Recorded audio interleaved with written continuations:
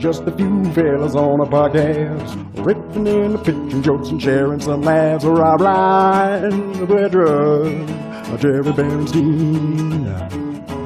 Ooh, they want to know if it's something, if it's anything. It looks like a bit. Like your head is at such an angle that it's like your monitor's not up there. There's no way. Put it on the ceiling. Yes, you're definitely overcomplicating everything. I actually had to put it in my upstairs neighbor's house, and so I'm just sort of like looking through a hole in my roof, in my ceiling. He's going to tell me what's happening on the monitor. What's happening is you're about to get launched to the moon. That's what it looks like. Looks like you're just like, systems are a go. Let's just... Hey, Jason Salmon. Jason Salmon, how's it going? I'm doing well. I'm not as bearded up as I would like to be in this crew. Well, I think you and I are a nice in between. Yeah, we are. I'm going to start a streaming now if everybody's cool with that. Yeah, that's nice. Are you outside? That wall looks not indoors. No, it is. It's not even a real brick wall. Oh, really? Yeah, I can see the top of it in the top right corner. It ends. Top right corner is my album. Oh, never mind. Oh, that was so weird. Perspective-wise, doesn't it look like it's just like a little wall? It's like 4 or 5 feet high. You guys are both way off. I could tell exactly what was going on with his background the second he got on here. I was like, it's a wall. There's his album over in the top corner. He's inside. Everything you guys have said, I've been like, oh, false. No, what's going on? So wrong. Now, if you're going to choose brick as your wallpaper, is it more expensive to get good brick in the wallpaper? Like you chose shitty brick, that needs to be. That's the only brick they have available for decor. Yeah, they don't have. Can I have brand new brick? It has to look accidental, or it's it's not. Yeah, that's like it's got to look like Berlin brick. Yeah, you have to pay extra to get like missile holes in the wall. Yeah, like distressed jeans. I got Cold War wall. Yeah, not just distressed jeans, just like the front of the jeans, no back. That level of destruction. Jason's like, I gotta power wash my wall, and he just goes and gets different wallpaper of like now power washed brick. Yeah, I just put a cleaner brick over this. Rob, what are you so distracted with right now? I'm listening to you guys great back and forth. Thank you. Thank you. What are you looking engaged. It's very engaged. What are you I was actually just very easy to be critical when you're dicking around on your phone, Rob. Rob, are your elbows on the table right now? Are your elbows on the table? What is wrong with you? I was looking for a decent joke to share with you guys today. I'm sorry about that. Okay. A little distracted. Well, we can stall then. No. You Jarret, guys. Rob, go find your bit. Jarret, what's going on with you? You got anything on your mind? How you're like, what's Rob never pay attention to anyways? All right, Jarret, you say something. Tell us one of your dumbass stories about how good your weekend was or something. Well, as a matter of fact, I do have a story about how good my weekend was. So Rob will go right into that cell phone as he takes out his headphones also. This story better be good enough to distract from your clearly undistressed wall. Oh yeah, sorry. We're not doing too well, so we can only afford the blank white. That's actually wallpaper. It's a flat wall behind him. Wallpaper. There's some really shitty brick underneath that wallpaper. And I was going to say the first place I ever lived in New York, we looked at the place. It had a brick wall, amazing brick wall. When we moved in, they had plastered over it with white plaster. Oh, it was ridiculous. Wow. It was, anyway, don't care for that at all. Not enough to distract from you starting. So go ahead. Sorry, I thought it was going to land better, but no. It was my wife's birthday this weekend. Yay, happy birthday, Kirsten. Yeah. And so we had a very fun date, and it's like, I feel like a lot of the birthdays that we've had lately, there's been like a big event around it, like a trip or like a big dinner or something like this. So this was like a little bit different, like we had reservations at this cool restaurant called Tokyo Bar where it's like a tasting menu and they give you like a list of LPs that they have. So everybody's picking songs and the soundtrack was dope as hell. So we're listening to like Stevie Wonder and ABBA and David Bowie and stuff. It was great. But before that, we like walked around outside. We went to the park, went to Barnes and Noble and bought some books. It was just like we had like a whole long date. We're just like hung out with each other all day and had a really nice time. But I wanted to say this. I used to be way more into fancy foods than I am now because of my health is terrible. So I can't like afford to go do that sort of thing anymore. But when I was a restaurant worker, I used to do that shit all the time. Like me and my other restaurant friends, we would go, we just wanted to see what everybody else was doing, try this, try that, blah, blah, blah. And it was also a little bit of like when you're serving people these really incredible meals all the time, you have this just jealousy. Like every single meal you're putting down, especially if, like they get a bottle of wine that you think is really good and they get the entree that you think is really good. And you're like, motherfucker, I want to do that. I want to do that. I want to have appetizers and oysters and a wine tasting, Jarret worked at Pizza Uno, just to be clear. I just want to make sure everybody knows what he was jealous of. God, I wish I could have that. Pizzeria Uno wine tasting. Oh, God. I'm telling you, my friend. I wish I could have the $8 Robert Mondavi Cabernet Sauvignon. This is when I was working at the fancy restaurant. So I used to do that all the time, and then I stopped. California Pizza Kitchen? Yeah. It was Pizzeria Un. How many restaurants do you guys want to say before I can continue with this story? Just out of curiosity. You really worked at Pizza Uno. I did, but then I worked for Balthazar, Landmark, A Voce, David Burke and Donatello, Bar American. All right, some of those are made up, but keep going. No, those are all real. I'll start making up restaurants. Don't you worry. Anyways, so then I became a weed person after my restaurant phase had ended. And this was the first time I'd done like a big old tasting menu and was high at the same time. And boy, oh boy, did I miss a golden opportunity back in the day. Not being a weed boy and having all these like crazy meals. Oh my God, everything tasted so much better for obvious reasons. And so, yeah, it was just like a really nice weekend of hanging out, eating food, getting high. It was a delight. All right. Hopefully that was enough time for Rob to have found a joke to tell. Anything on your mind, Jason? You want to share with us? Any catch-ups? Yeah, it's been forever since I've seen you, man. How you been? Yeah, I'm good. I just got this part as a random man number one in a TV show. Ooh. I feel like that's your sweet spot, isn't it? It really is. My sweet spot is hit that role so many times. Yeah, I have a whole reel of forgettable characters. Yeah, it's how I've mostly marketed myself. I want a single day's pay, like a Salma-verse where it's just like this guy. So like it's just like, oh my God, this is all the same shared universe. Same person. Like this guy has been in the prison on Orange is the New Black. He's been in the precinct on SVU. So yeah. I want to see you as forgettable side character in like famous moments in history, like Rosa Parks. And the fight starts happening. It's like, get to the bag. And she's like, I'm not going anywhere. And you're just the white guy who's like, I don't want to be a part of this. So I'm like, that's my time. All right. Thank you.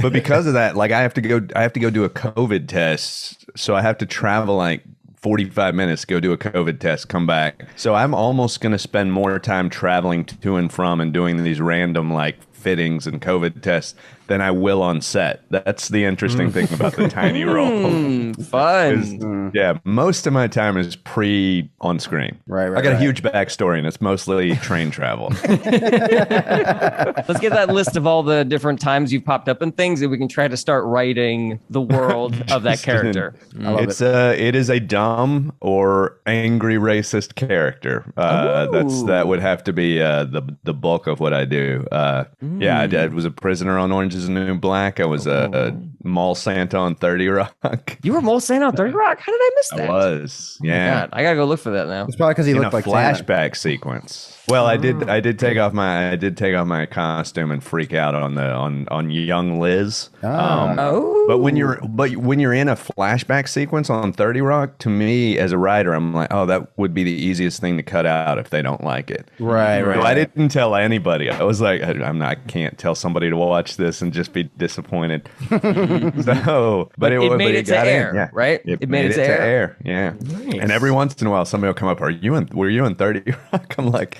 almost a decade ago. Yeah. Wow, that's kind of cool. That's I'm sort of looking for this. I can't believe, because I'm a big 30 Rock fan. I can't believe I don't remember you in that. Yeah, it was a reel of all this stuff. That was my first TV role. Hey. So nice. that was fun. Hey, that's really cool. Yeah, I got a phone call from Tina Fey saying, "Do not shave the mustache." Oh, wow. I got a voicemail.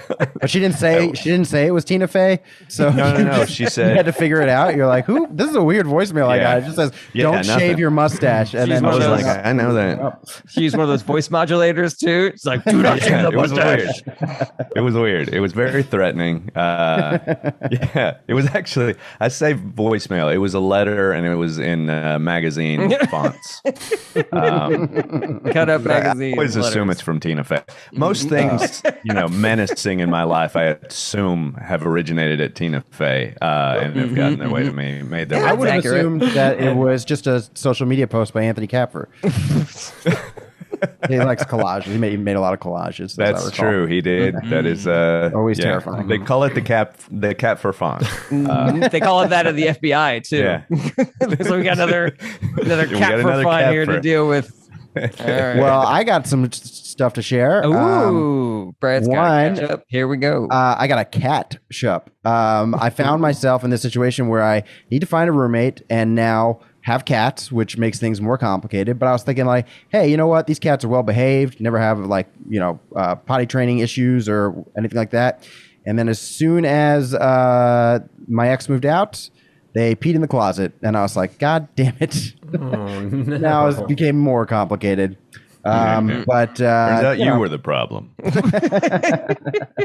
but I also want to share. So I accidentally had a snafu where I have this account for one of my cats, Digit, and I upload pictures and videos of him, and I speak in what I think he thinks, which is pretty dumb, but I enjoy it quite a bit. But I accidentally posted it to my regular Instagram account, one of the posts, which is linked to my Facebook page. And so I just had like this stupid post of my cat going, "I ninja can disappear," and the cat like disappearing into some blankets.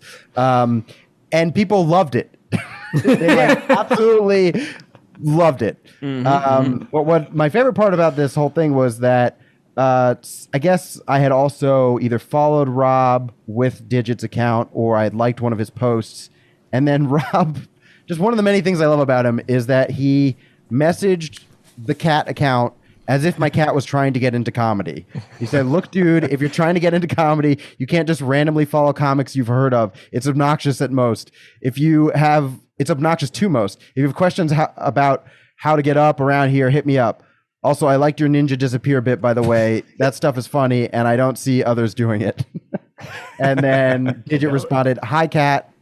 And then he said, "Cool, yeah, like more and more people are getting by just on funny pics and videos and being like an awkward character, but you also have to learn to interact with other comics, you know?" And then Digit said, "Tuna fish."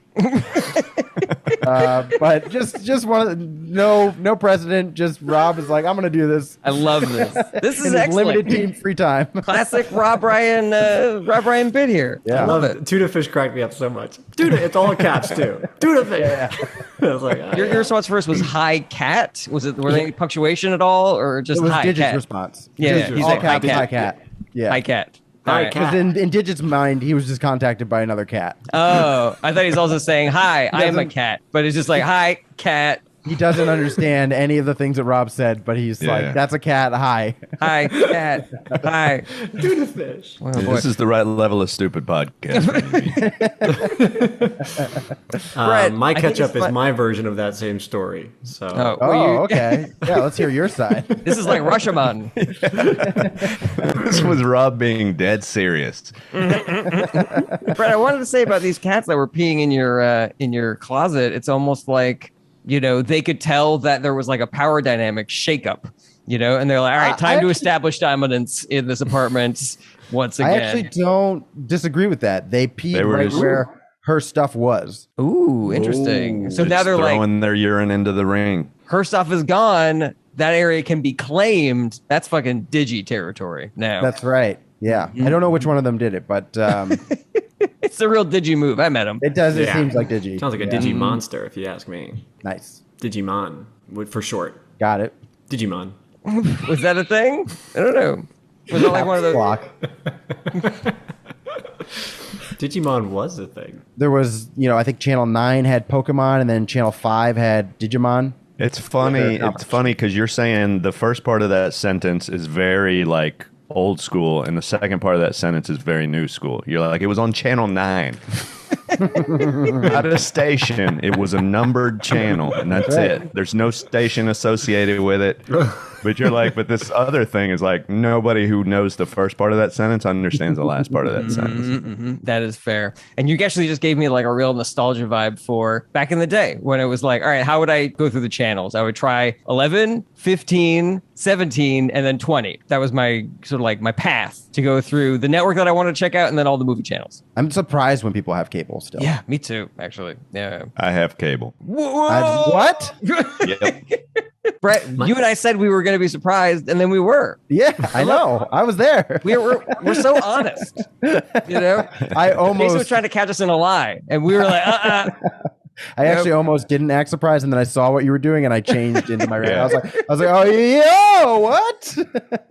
I'm not gonna lie. You do not have Random Man number 2 material, Brett. You're a step slow. That's the one thing. You don't have to be talented. You barely have to memorize lines. It's mostly grunts and squeaks. But man, you got to come in on time, and you lost. Yeah, sorry, Brett. You're more leading man material. Yeah, that's a real. Yeah, real really start working your jawline, buddy. It's kind of like I was yes-anding, but there was a delay, so it was like, oh, yes, and.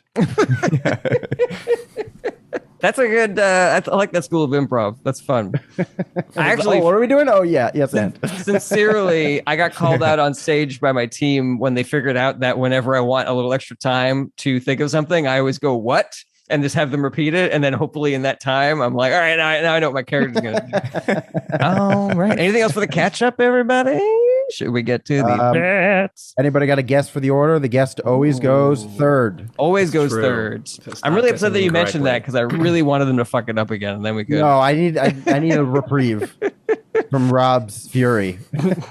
Where are you living these days? Upper West Side of Manhattan.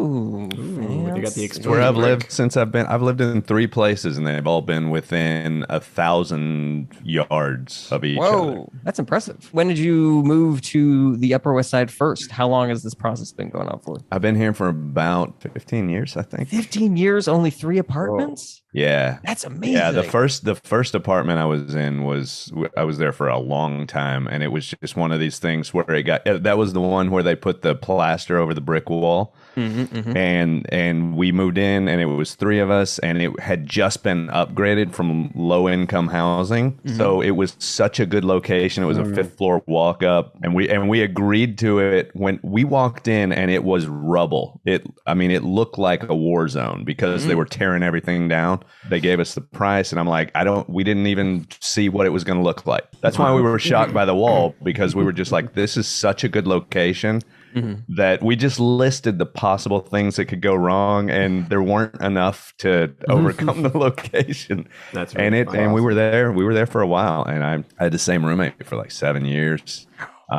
Great place, small price. It was ridiculous. And then as soon as we moved out, they brought it up to market rate. Because they're like, we did not expect these people to live this long. To be honest with you, we showed them the rubble. Like they looked like they would be killed in New York at some point. This is all going to be different. The floor is going to be spikes. These walls aren't going to be here.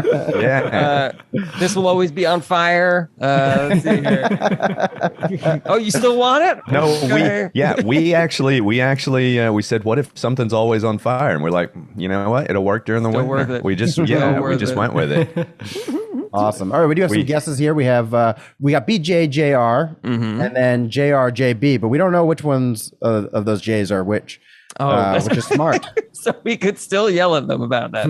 Yeah. Well, unfortunately, no winners this week. Our order today is Jarret, Brett, Jason, Rob. Jarret, Brett, Jason, Rob. Jarret, Brett, Jason, Rob. You guys ready for my bit, y'all? Yeah, Jarret Berenstein, kick it off. Jason, Rob. Okay. It's a little bit of a longer bit, so settle in. Okay. I saw a poll that said that most Democrats would not date a Republican, but that most Republicans would date a Democrat, which I think tells you everything that you need to know about the political parties. Because if you read what Republicans think about Democrats, they think we're evil. They're like, Democrats love to murder unborn babies. They love it. And the ones they can't kill, they groom to join their pedophile sex cults.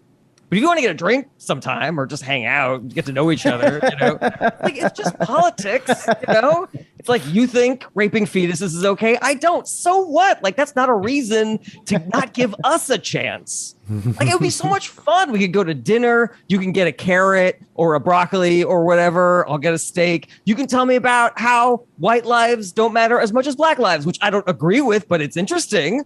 I can tell you about my favorite movies, American Psycho, Fight Club, Joker, movies that I love because none of them have any subtext. It's just what it is on the surface. Movies about really cool dudes.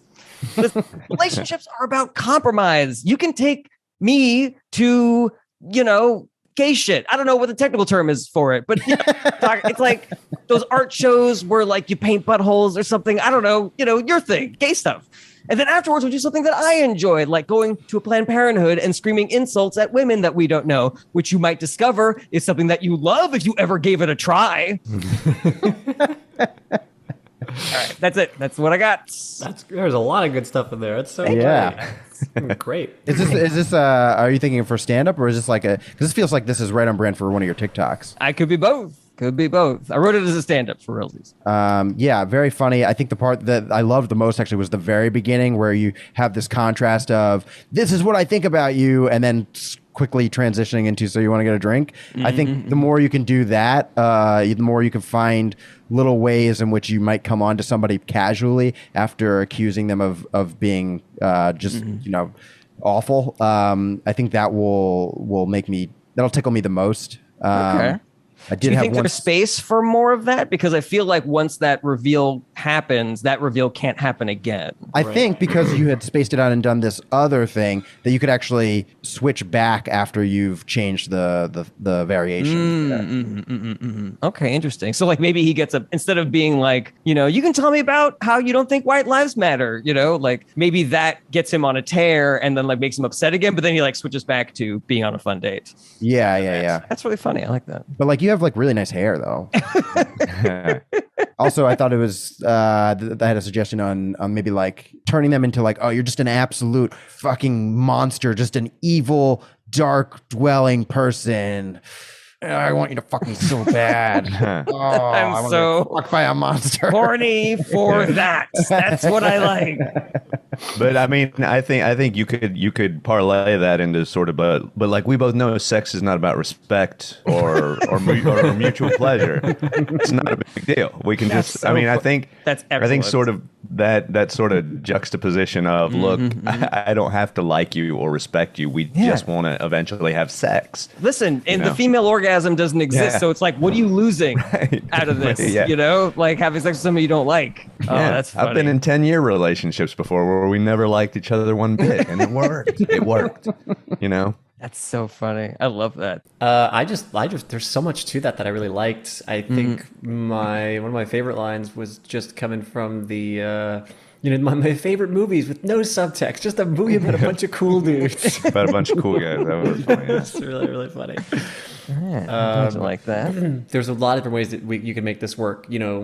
It's not so crazy for you to go back to the person who is just going on a rant to then switching again. If you wanted to speed up the you spend this big long thing and then you drop it and then you can do it again and drop it, but it probably has to be like less, some kind of increase the frequency of time, something along those lines. I like that. And what I usually like as a trick with that is then if you could find more connections, even just word connective tissue between like phrase and phrase, like, yes, are you a cabal of lizard people? Sure, but I want to pick your lizard brain and just like get to know you or something, like where it's just quick turns of phrases back and forth about weird, dumb liberal conspiracy or conspiracies about liberals. And then that you just want to get to know that person. Like, are you this? Yes. Are you a lizard person? Yes, but you know what that means? That you're a person, and so am I. We're both people. We focus on the things that we have in common. It's like, is Hillary running a pedophile shop out of a pizza place? Sure. Do I want to grab a slice of pizza with you? Yeah, absolutely. I'll get pizza. I'll get pizza. You have a baby. Like it's just there's something there for both of us. Right. Yeah. How long does that take? I could heat up the pizza. It'd be fine. We'll be good. Yeah. We can make it work. I know a great place around the block. Or we can You like scream your at pizza women that place? we don't know. Yeah. You know? Do all pizza places do this? I don't know. You gotta tell me.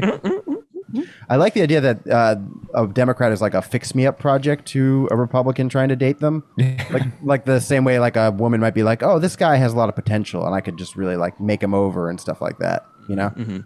So then what is the thing that the Democrat is doing that the Republican is then like, we'll start her off small with a little with a Derringer, you know, and then I'll get her up to AR-15s eventually. I mean, Right. you could even do something. You could even do something in the vein of because I thought the one part where maybe you could give a little more texture was like when you talked about the food. You know, I think you said broccoli and carrot or something like that. But like that to me would be like, you know, and maybe you can taste a bite of my meat and eventually we'll buy you a gun or something. You know, like you can almost like. I mean, it's almost like that's really all it takes is digestion of meat, and then you can, you know, Right. I like the you can leap, hunt. the big leap. There's like, I'll give you a bite of steak. If it helps, you can think that it's an aborted fetus. Because I know you love it. Yeah. Just think of it as entrails, you know. Imagine if we let like a fetus come to term and then grow up to be an adult, only it was a cow. That's what we're eating now. Basically. Just gotta, you know, figure it out. Figure out the way to communicate. That's really funny. Great context. Great notes. I have used the word for note for content. I did. Yeah. No, just an interesting. I love the idea that Jarret just is so fixed on content every time he has a conversation with someone. Great content. This is great content, man. That was great. Every time I have sex with Kirsten, I'm like, this is great content. What number Great channel would I content. go to consume that content? Don't forget to like and subscribe and Yeah. Look for me on channel 8. Honey, I know you tried your best, but I didn't come this time. Oh, actually, comments are turned off on this, so they're not accepting. Two questions about this bit. One is there a way that is, I don't know, I feel like it kind of trailed off. It was just like more of the same, more of the same, more of the same. And so I'm wondering if there's a turn that can happen at the very end that's like, you know, some way to put a button on it. And my only thought there is like when the rejection eventually happens, then we get to see like how shitty this Republican is, you know, just like, no, well, then fuck you, bitch, you fucking suck, you know, something like that. I don't know. But The weird thing is you're making him shitty in the part where he's supposed to be agreeable. What if the twist was where you made him very agreeably an actually shitty person? You know? oh, so his when You're he like, gets rejected, oh, I see. Yeah, something like, oh, I see. You're identifying. you're a as lesbian. as I get it. Yeah, Okay. yeah, as a lesbian / cunt or whatever you know, whatever you wanted. You know, I want to make sure I respect your pronouns. oh, are those your pronouns? Yeah, yeah. That's funny. I like that. Yeah. Because I hate ending an act out with like a big explosion. Because if there's no laugh there, then you just did a huge thing for nothing. You know. Right. Yeah. you could also flip it on the imaginary Democrat who's like, and a Democrat, you know, they'd be married to someone for 30 years, beautiful marriage, kids, you know, and then they just like a Blue Lives Matter post one time, be like, I want a divorce. I think I'm not in my house. Guys, sorry, I got distracted because I got a text message from the one and only Steve Hofstetter, who is watching the stream right now. Wow. And watching He says ITA. there's no audio, and there hasn't been the whole episode. He said, watching ITA, great joke. They will date us because they have no integrity. And he's also desperate. So, adding some Oh, notes to it. Hi, Wow. Steve. How's it going? Thank you for the text message. There is a comment place in Twitch, though. Just to let you know. If any of you who are watching who also have our personal phone numbers, give us a text. Shoot us a text. Yeah. Especially if we don't know you have our phone numbers. That would be. oh, Tina Fey just told me don't shave your chin. Do not. Do not shave Jason's Yeah. mustache. How do you get the cap for font on these phones? Weird. Any message Jason receives, it might be from Tina Fey. Like, even if it's just the super being like, Yeah. hey, we're spraying for bugs on Tuesday. Jason's like, was that Tina? Or is that- What could she mean by this? Probably It Tina. might be Tina. And he buys a coffee at Starbucks, and they're like, "All right, so that would be $5.65." He's like, "All right, cool, thanks." Oh, by the way, I thought you were the best on update. Look, I need to be loved by important people, so don't mind. What if there's maybe you could bring a libertarian somehow into the end for the button? Ooh, where maybe there's that's where they both agree that libertarians suck or something like that. Or you could do something in the vein of with the libertarian thing. I think having him be so clearly right wing with everything he does, and then she goes, I don't date anybody on the right, and he's like, oh, I'm libertarian. Yeah, I'm libertarian. Like where it's like, all right, come on. Oh, there might be something there. This feels like a separate bit, but just like the way that we can explain pronouns and identifying as something that you are not physically is saying to a libertarian, like, okay, so like you're a Republican, but you don't feel like a Republican, right? Like you don't identify as a Republican, right? It's the exact same thing where your neighbor doesn't identify as a man, right? Separate idea. All right. Thanks so much for the notes, everybody. Really appreciate it. Got it. Good stuff. Woohoo. All right. Next up, we got a Brett Drug. All right. I consider myself a pretty snappy guy. I got some good comebacks. I'm usually quick on my feet, but occasionally somebody says something completely stumps me, and I don't know what. I just go blank. I go catatonic. I went to the doctor recently, and I said, "Hey, I'm here for the 12 p.m." And the lady at the desk said, "And you are?" And I said, "Brett Druck." And she said, "And your name?" And I was like, "Well, did you think Brett Druck was my birth date?" I was just silent. I had no words. Maybe you think it's a Mad Lib, and you're like, "Ooh, any name?" Let's see. Yeah. Are you asking who I want to be? or maybe it's one of those titles, like it's one of these like Game of Thrones titles. You're like, and you are Brett Druck, like from the house of Slayer, first of his name. Oh, that'd be really funny. You are Brett Druck, and your name, first of his name. The unburnt. I like that.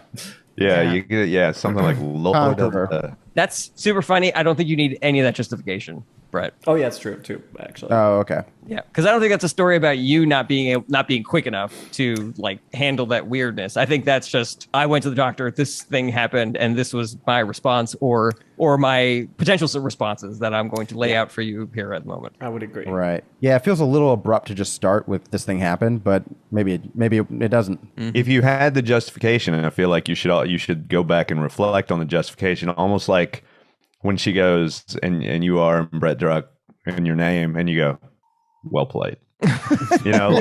Almost like, yeah, you beat me. I always win. You won. Good job. I like that. Yeah, you are my equal. I love all these options, and obviously I think the best thing is to find a way to do all of them. But I think a really fun first one would be still Brett Druck. Yeah. Or just start over. Just act like I'm Brett Druck. Like almost like a weird. I have an appointment at noon, and your name, Brett Druck. I have an appointment at noon. I'm trying to think of what are some other ways that she could ask for your name. So it could be like, and who are you? Brett Druck. And your name? Brett Druck. And people call you Brett Druck. And your first and last name put together. Brett Druck. And then she calls back to the doctor's office. Hey, Brett Druck's here, and he sounds like a narcissist. Just full of himself. Would it be clear enough if I went to the doctor's office, I said, I'm here for the 12 p.m. And she goes, and you are? And I said, Brett Druck. And she said, and your name? And I went, February 6th, 1986. Great. And your birth date? Blue Cross Blue Shield? Noon?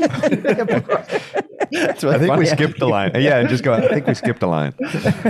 And your insurance? Nuts. Nuts and penicillin. Or you just go to you get to the end of that list, and she goes, all right, thank you very much. Yeah, she just doesn't faze her at all. She realizes. Yeah, I like the thing, but I think it's a little bit of a stretch. I think you have to set up the pattern before you do that, because otherwise people are going to be like, I don't think they're going to get it immediately. That is my opinion. I know we've discussed this before, but if at all possible, you might be able to run the gamut on all these different things. Once you establish that it was weird, you could just come up with a bunch of different whatever. What do we talk about this? Some forks, waiter, something? Oh yeah, the grocery store guy, right? I went, yo, you got a salad? You want a fork? And he went, no, thank you. I have forks at home. And I just all the thoughts of why he would laugh like that. Yeah. Have you tried that on stage yet? I have, and they won't give me the first one, let alone all the other different angles. Oh, we should fix that one because that one was great. Yeah, I mean, it could just be a matter of I didn't deliver it right, or I didn't prepare enough, and I stumbled or something like that. But I didn't try it a bunch. Do you have anything places to go after that? After the run of what I could have said, what I should have said, what her reaction might be. It was just in reality, it just was a moment where I was like, huh? What do you think the first answer was?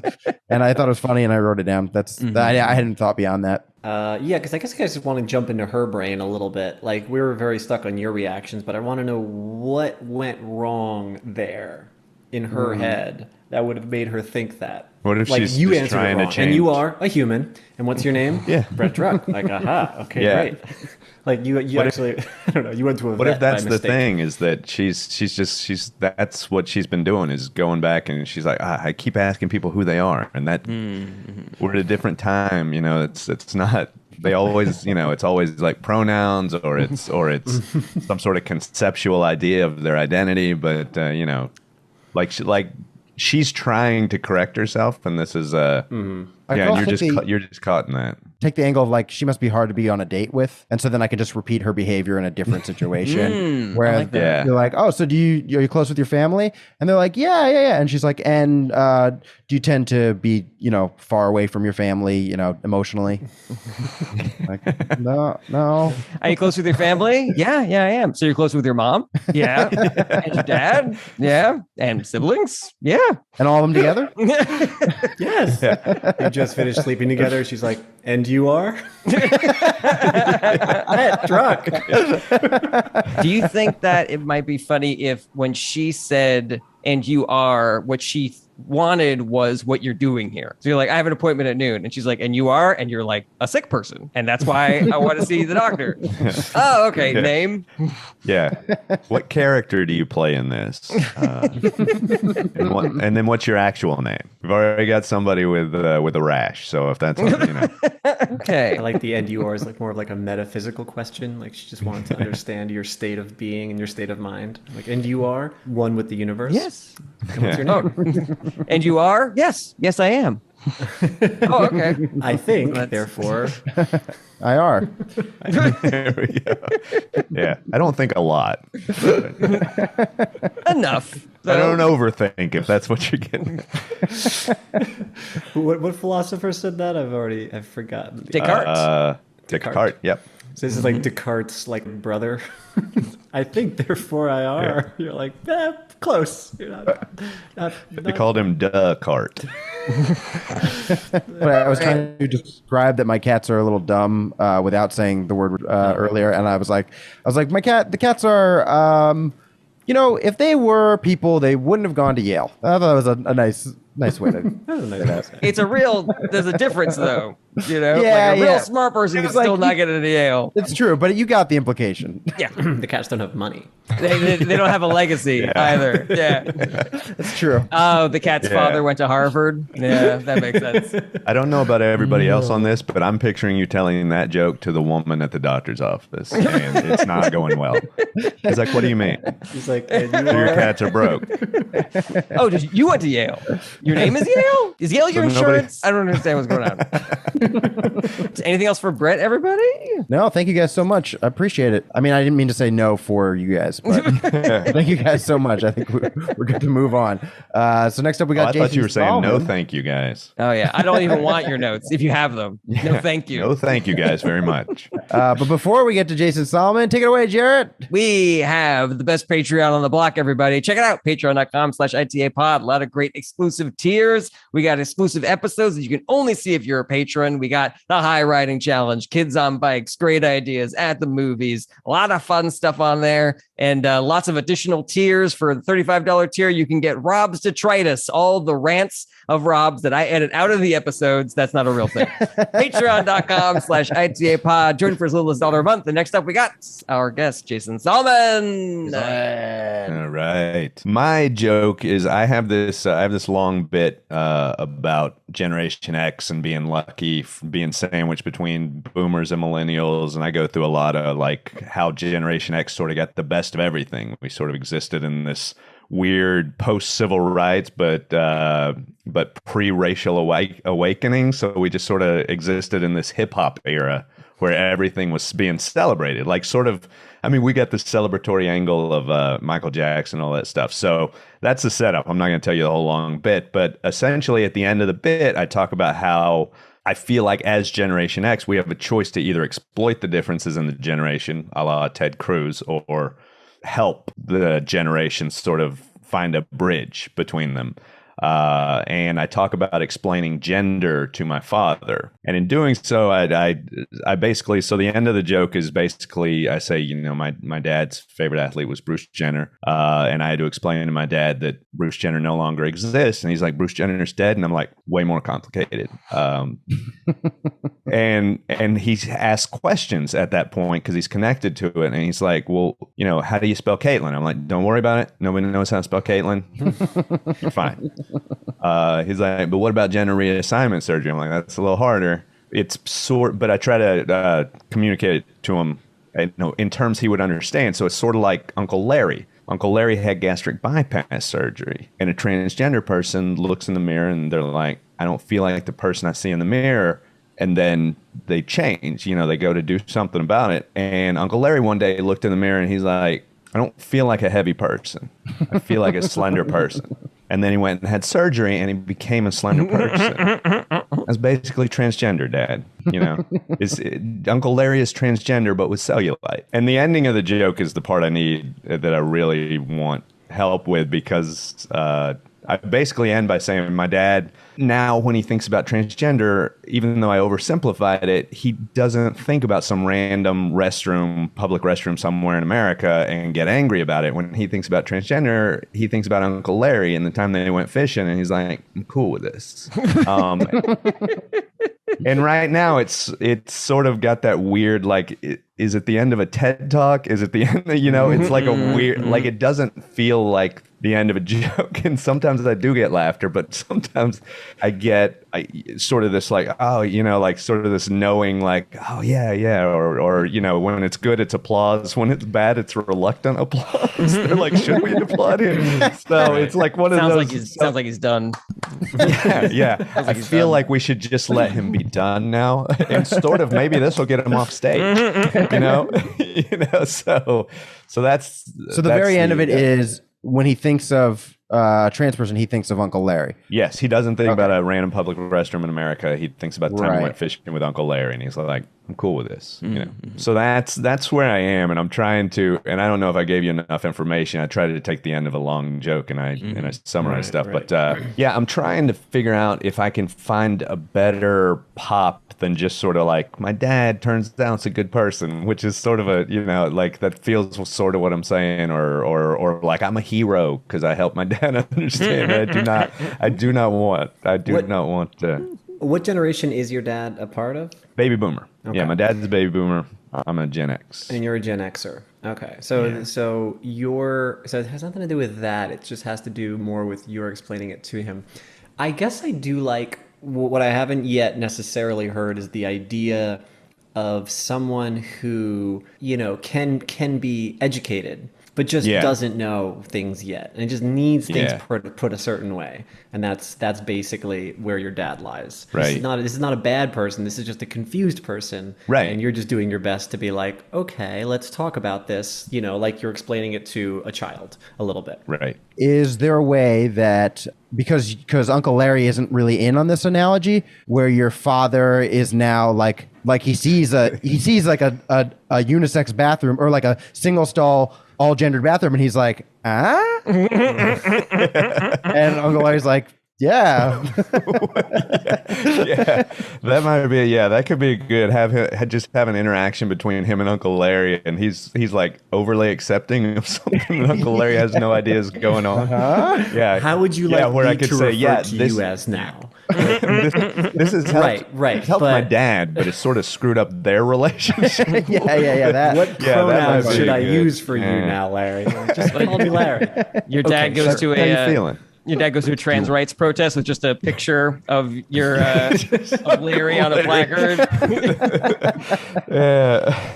I really want to support my brother. You know? Yeah, no, I think the sort of juxtaposition of that with his new strange new relationship with Uncle Larry might be a good angle on that. That's true. The whole premise that you were talking about, like, I really want to hear that chunk now. Not Yeah. right now if we're worried about No, time. I will not tell you right. But I can't wait to see you do it sometime.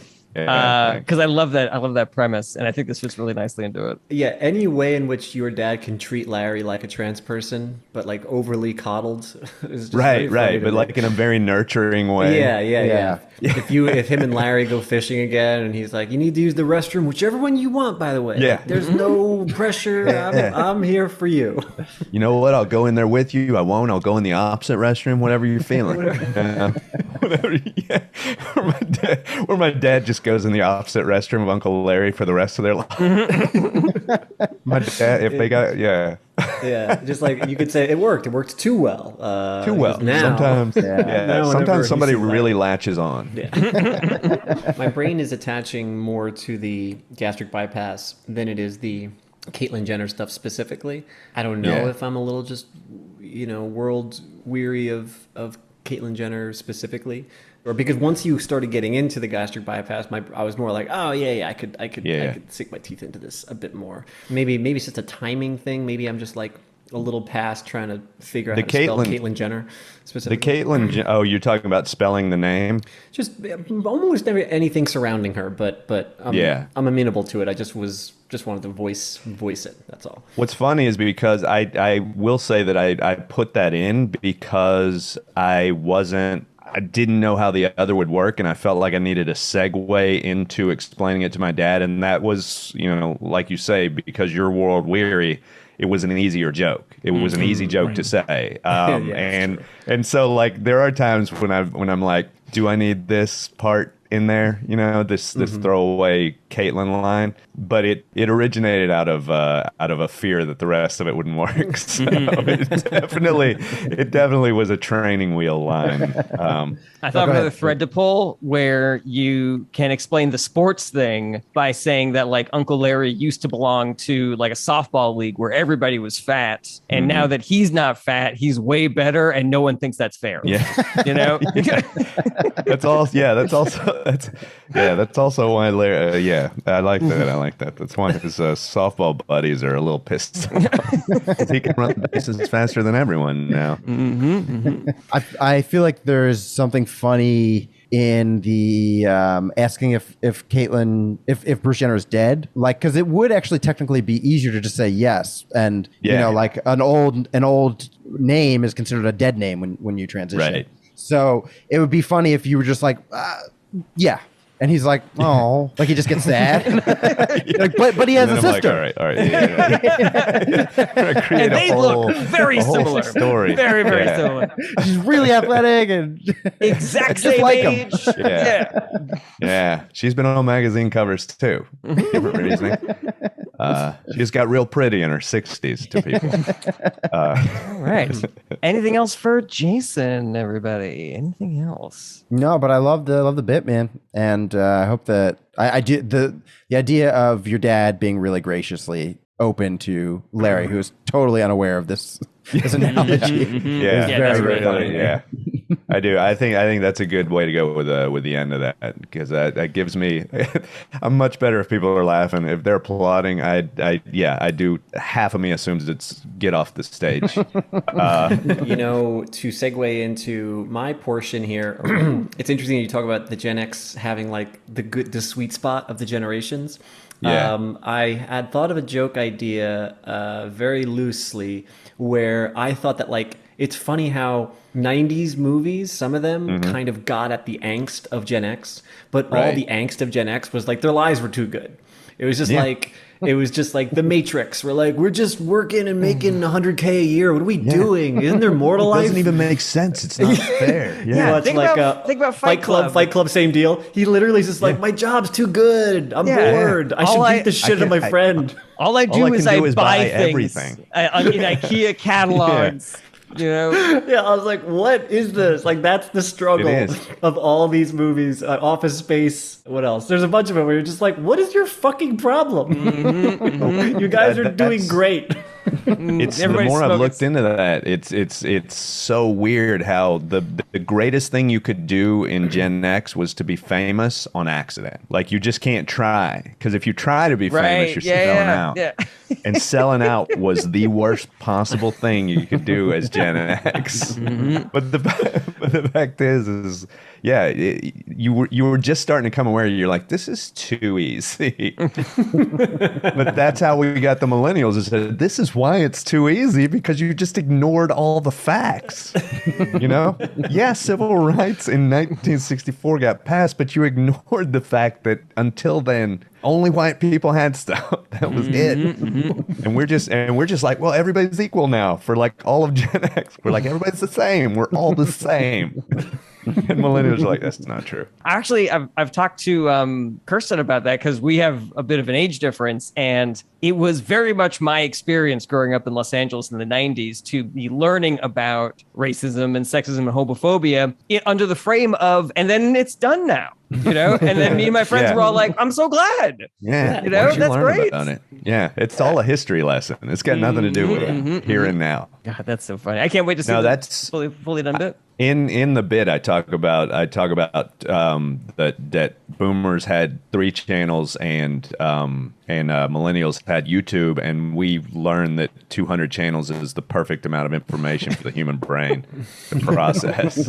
It's like how humans like self-organize in groups of like 100, and then like anything over 100, they anything have to over that, subdivide. Same thing with channels. Once we went over 100 channels, it was too much. We're like, no. Everything leads to white supremacy after 200 channels. You know? Yeah, there's no way to not have some degree of separation. I think it's 1:30 when ISIS forms. Yeah. Which is funny, because that's the 131st channel is ISIS. Hey, everybody, welcome. It's channel 131, guys. Channel 131. Jason Salmon, and Bat and Cleanup we got Brian. All right. So I'll take suggestions too. If you have any more movie ideas from the 90s where the premise is people had it too good, you could let me know. Otherwise, I had this dumb idea. Do you guys really want to see Tom Cruise live until he's like 87? Or do you kind of want one day to just get a Twitter alert that says Tom Cruise passes during death-defying stunt for latest Mission Impossible movie? Do you really want to start seeing some, or do you really want to start seeing some vertical footage of that stunt filmed by a bystander in Prague where the film was shot? And don't you really just want them to finish the movie with body doubles and maybe some CGI because they were 90% done with principal shooting anyway? And kind of don't you really want like 14 months later to go see that movie finally released and lean over to your friend halfway through the film and go, this is the sequel? Well, do you? Because I know what Tom wants. Something along those lines. Anyway, I thought of that yesterday. What does Tom want? I don't understand the reference. Tom wants to die. He wants. Oh. Yes, he wants eventually to die. He wants to die spectacularly. Has he said this in an interview recently? No. I'm guessing based on his behavior. That's what he wants. To be fair, Tom wants it to be during an actual stunt, saving an actual child from an actual catastrophic incident. That would be cooler. Like that would be Tom. Tom wants to go out as the single greatest actor in a documentary. The single greatest stunt actor in a documentary. I think it all started when he got on that chair on Oprah. He's like, whoa, This is a segue. life on the edge. Feel alive. I'm so much higher than I was before.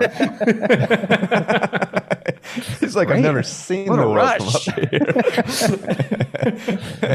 What a rush. Addicted now. A couple of thoughts. One is I feel like we're always hearing about these stunts and then we see the movie and it's almost like him still being alive when the movie comes out. It's almost like all of us are going like, come, really? What else does he got to do? You know? Another idea was, do we want him? Because I think it'd be really unsatisfying if he died during a stunt or of old age. But I think it'd be way funner if he died just like tripping on his shoelaces, you know, like something small and dumb. Just like this, he just finished lassoing a rocket and swinging across to a platform, and then it's like, all right, that's a wrap on Tom, everybody. All right, thanks. Well, because then you could tie it into like even in a simple death, he made it a little too over the top for me. You know, like there's. I like now the idea of like in his will, like he's got a PR team that's like ready to throw his riddled body like into a ravine, just so it's like, Right. oh no, he died. Yeah. He died on this motorcycle. Ooh. Yeah. They have to weekend at Bernie's him onto the motorcycle. He's just 90 pounds. So like, no. He died on set. Is there a way you could come up with movie titles that of projects that Tom is like taking on because he clearly wants to die? Oh, that's really funny. Yeah, that would be good. Yeah, his Knife next Catcher. few movies. Yeah, Volcano Police.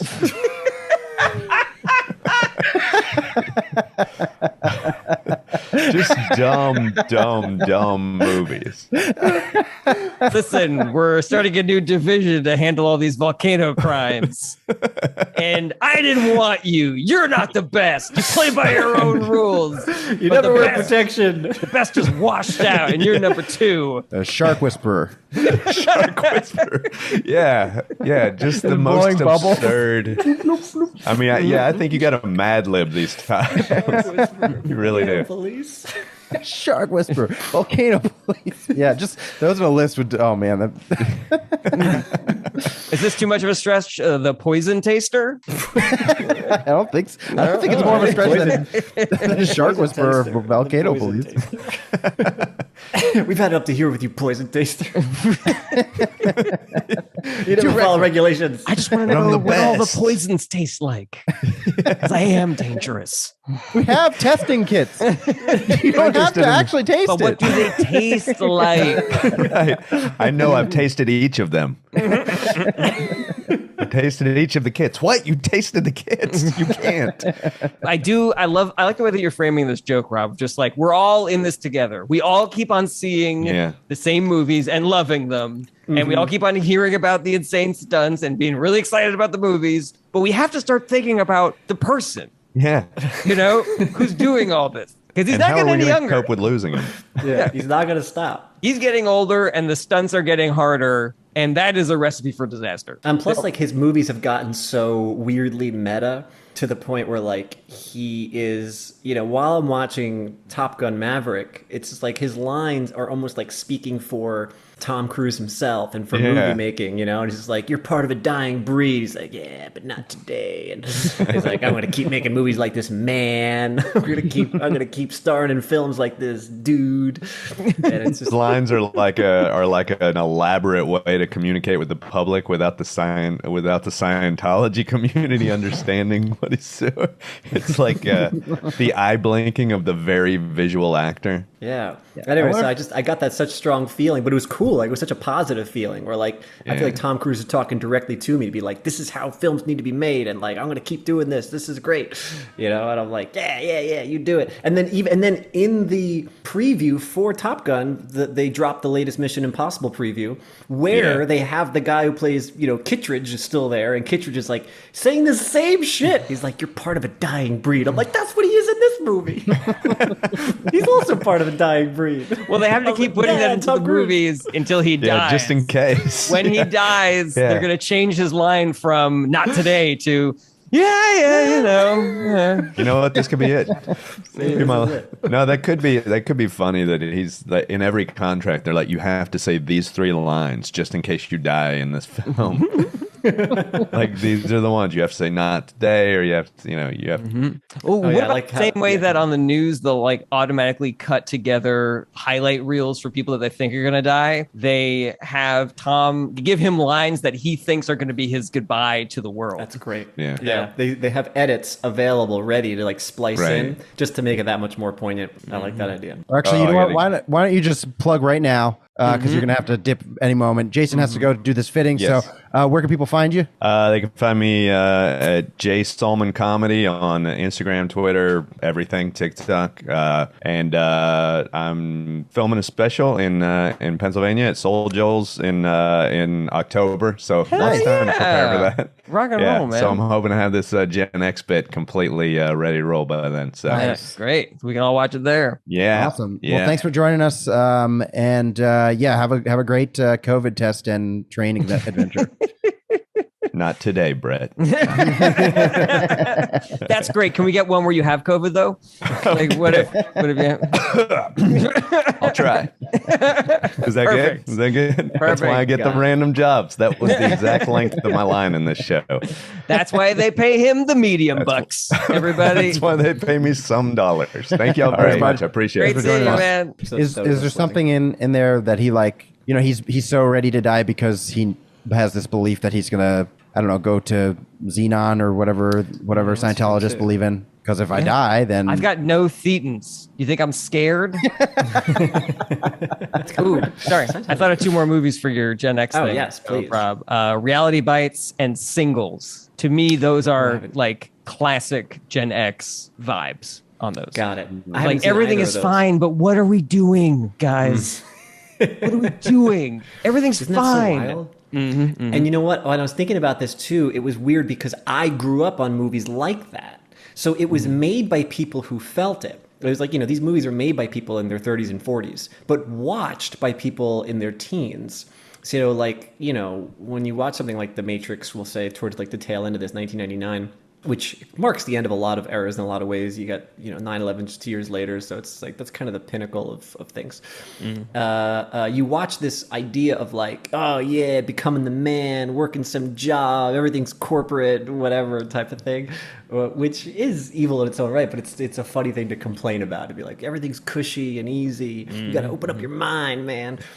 That I am like, I don't know, let's see, I'm 13 watching this, right? But it's made by people who are like well into adulthood, who think this is the world view. And so, I don't know, it's like I was growing up, I was told to be like, yeah, fuck the man. But it's just, isn't it strange that like whatever the vibe of that generation is, they're creating art that then gets consumed by another generation that may not necessarily have those life experiences, when they get into their more formative years. I think that's really interesting because then does that inform what happens to the next generation? Right. Because I almost feel like I was in the same boat as you, Rob, watching these movies and thinking that the most important thing was not money, but meaning. Yeah, and be able to right. find like a passion or a meaning in life. And so the harsh reality of being able to pay for things and health insurance and whatnot was always secondary to what am I going to do? Yeah, Right. Exactly. No, I do. I mean, whether it's just my personal experience or not, I did latch onto that concept, and I did go, oh yeah, wouldn't it be terrible, right? If I grew up like one of those cogs, I would hate to be a cog. So yeah, that definitely did, influence me. So maybe like the art that we should be coming up with is like, maybe get a job, maybe just get something secure, stable. I had this joke. I don't know why I stopped doing it, but it was basically Jim Carrey gave this speech about how, it's so great you can follow your dreams because the internet allows you to just do whatever you want, how his father could have been a great comedian, but he just took the safe job. And like everybody should go out and follow their dreams. And I was like, yeah, but as long as some of those people's dreams are being an electrician, because otherwise society will crumble. We can't just have poets and dancers all the time. Like otherwise, you go to get your car fixed and you hit a pothole. You hit a pothole because nobody prepares the road. You go to get your car fixed and your mechanic's like, I'm a slam poet now. You want a poem? I want to just paint that Jim Carrey thing a little bit because an important part of his speech is that his father did not go that route, and he wound up becoming the whatever he became, like electrician guy or something. Oh yeah, absolutely. Like he could have then been he- a great comedian. Yeah. And then he wound up getting laid off, like when Jimmy was very young. And Right. so his thing was like, you could still fail at something you don't want and don't love. Like Right. that's not. There is no safety net necessarily. There is maybe a more safe path, but you could still get screwed over in life. So his thing was like, you might as well fail at doing something that you really, really want. Great bits, Rob. Excellent work. Thank you. Well, thank you guys for joining us. This is a real fun episode. And kudos to me for just being here today and actually contributing to the episode. I got to give myself a pat on the back for that. You did it, Brett. You did Doing it. a lot better these days. We will be back on Thursday, same time, with special guest Liz Mealy. And you guys rock. Outro goes here. Thanks so much for watching. Check back every Monday for new episodes, or you can listen wherever you enjoy podcasts. If you want to help support the show, tell your friends how much you like Is This Anything? Or get involved, like an episode, share, comment, subscribe. If you want more Is This Anything, you gotta join our Patreon at patreon.com/ITAPod. We have a ton of awesome exclusive content on there, and you can join for as little as $1 a month. Check out the links in the description, and hopefully we'll see you next week.